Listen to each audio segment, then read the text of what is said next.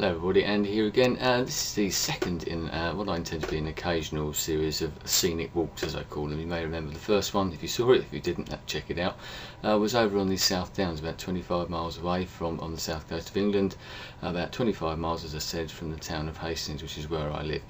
Today we're going the other side, 10 miles to the east, over to an area towards the Kent border, near a town called Rye. We don't actually go to Rye. It's centred around Winchelsea and Icklesham, sort of small villages in beautiful Sussex countryside, near the coast again. Once we're only about a mile inland, I suppose.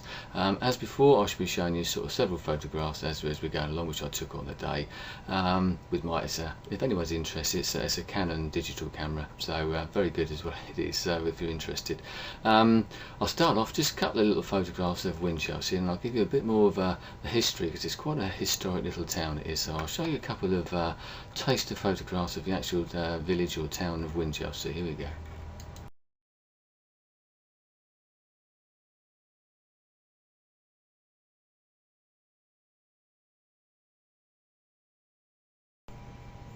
Well, as you can see, it looks quite old, doesn't it? But would you believe that is actually part of New Winchelsea? The old Winchelsea used to be down on the coast even further. The new Winchelsea is actually built on a slight hill, because the original town, as it was, old Winchelsea, was actually destroyed by great storms. Several storms came along and knocked it to bits gradually, but in, I think it's 1287, there was a very big storm which completely changed the coastline of this part of the world down here in the south coast, and completely destroyed the village or the town as it was.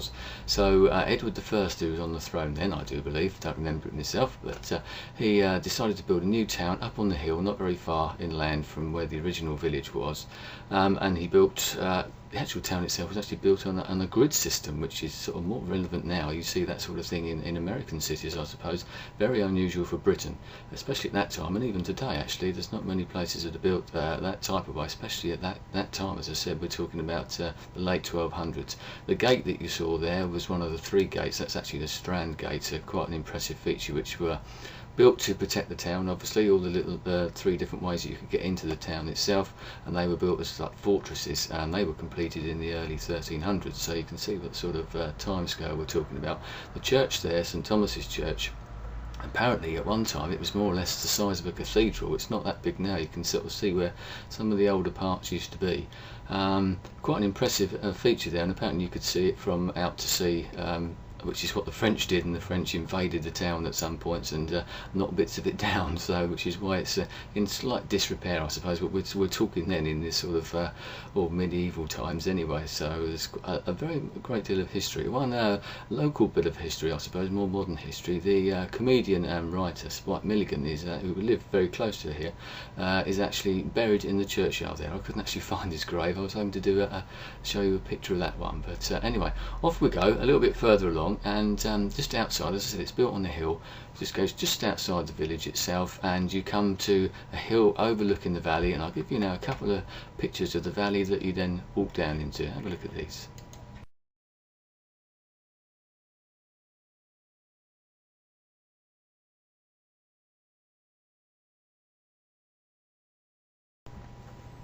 Very scenic, isn't it? That's actually the Breed Valley down there. The River Breed sort of runs through the valley right down the middle. The walk takes you down, straight down through the valley as you could see it there, and back up to the other side. That's actually going back towards Hastings. The walk itself is only sort of getting on for 5 miles, so it's not that long. I say the little railway line runs along there as well. And would you believe, a few years ago they actually wanted to build a road right the way through the middle of that. I was against it, and always will be, I think, and you can probably see why, because it's actually quite a nice area. Slight mistiness there in the distance, but go down into there, and as I said with the other walk before, one of the reasons I like it is because you are out of the way. It does take, as you can see, there's no roads as such there, so you have to make a bit of an effort to get down in there. Don't see many people, once again, hardly saw any people at all, but I'll give you just a couple of photographs of some of the local inhabitants that you might actually bump into on the walk.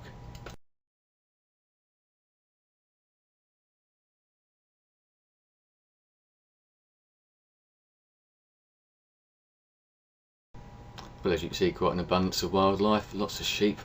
Romney Marsh in this sort of area is actually famous for its sheep. They're apparently some of the best sheep. I don't know whether that's just for the wool or whether it's for the meat as well, but very, very popular around this sort of way. As you can see there, hundreds, thousands of them all over the place, and that's about all you get really, apart from the swans, egrets. I did see the horses, obviously you saw there, and you might even see one of the trains in the background if you were eagle-eyed, going along to the railway line. As I said, that's what you do, walk down the hill there, down into the lovely valley, and eventually cross the railway line and have to work your way back up to a hill. So I'll just give you a little flavour of the couple of pictures that I took on that particular part of the journey.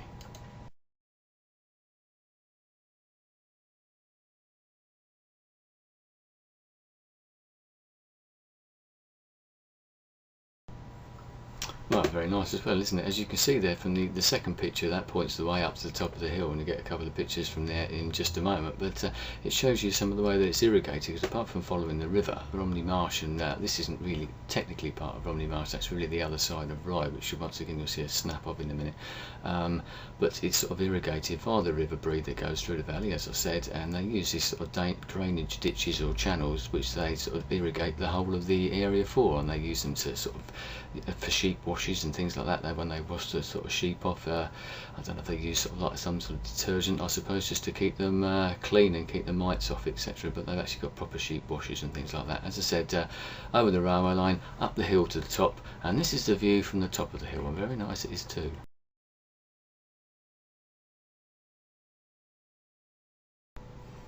Well, as I suggested at the beginning of the video, I've had to split this into two parts, and halfway through the walk, so an appropriate time to end part one, but part two will be along very shortly, so don't go away. See you soon.